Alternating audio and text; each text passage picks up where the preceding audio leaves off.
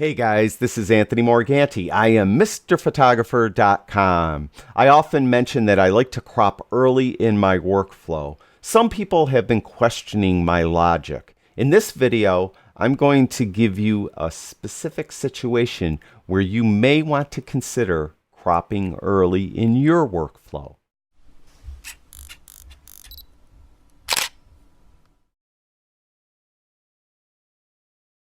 Often when I do a video demonstrating my processing workflow, I'll mention that I like to crop early in my workflow. As a matter of fact, I'll say the first thing I'm going to do is crop the image because I like to see the crop and then process my image from that point forward.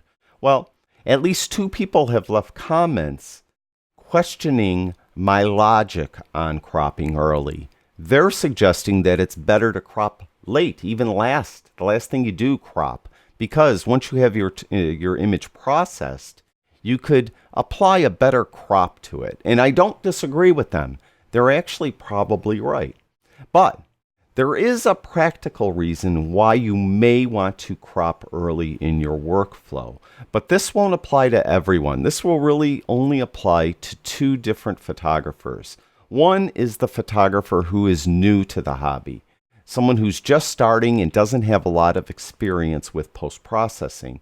The other is the photographer that is the professional that will often go out on a shoot and shoot several hundred images and will need to process those images very quickly.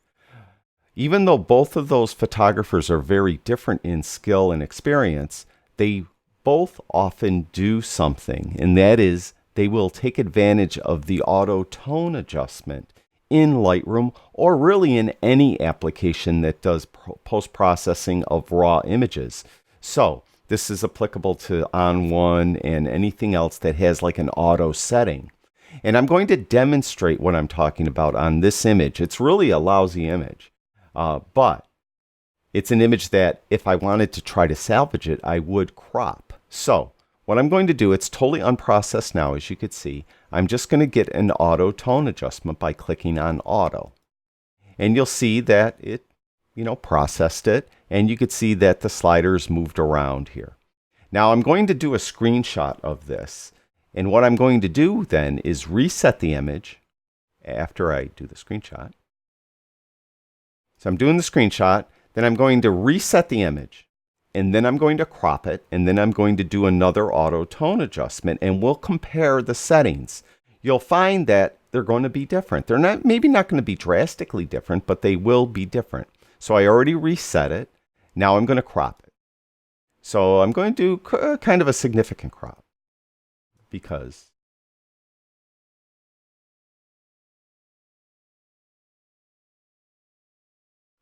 something like that, let's say. All right. So now we have, it's a little better. It still stinks, but it's a little better. Now I'm going to click auto again. All right, now look at the settings here. And in post-production, I'm going to bring up that screenshot and put it right next to it. And you can see that some of the settings are very close. Most of them maybe are very close, but some might be off a little bit more, but they are different. Now I purposely chose this image because it's mostly midtones, meaning there's not a lot of different tonal values in the image to begin with. If you're a wedding photographer and you have an image of the bride with her white gown and it's a kind of a wide image and you want to crop down closer, if you did auto before the crop compared to if you do auto after the crop, you're going to get drastically different settings. Similarly, let's say you're just photographing wildlife and you photograph a black bear, but the black bear's kind of far away. There's a lot of greenery around it. You do an auto tone setting, then it's going to be very different than if you cropped in closer on the black bear. There's going to be it's going to be more drastic than what we're seeing here. So I just wanted to bring it up. It doesn't apply to everyone. Now this will also apply if you're going to be using, or if you often use, an auto setting for a single slider. What I mean by that is let's just look at whites. Let's say I want to get an auto white point, by holding in the Shift key and double clicking on the word whites. See, it gives you that auto setting, and I could get an auto black point. Now you can see that's plus 34 and minus 47. If I reset the image, do auto again, and then I hold in the Shift key and double click on whites, plus 33, it's only off by 1. And plus 42, that's off by 5, or minus 42, I'm sorry, that's off by 5. But it is different. So, take it for what it's worth. It really doesn't, it's really not applicable to everyone. It's not even applicable to me because I've never, ever used auto-tone. Sometimes I will get a white or black point by holding in the Shift key, but I usually just as a reference, and then I move the slider anyway.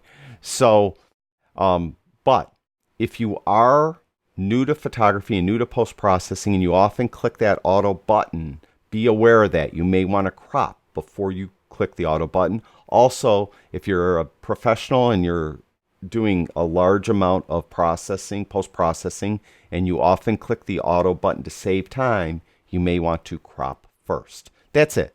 That's the only thing I wanted to talk about in this video.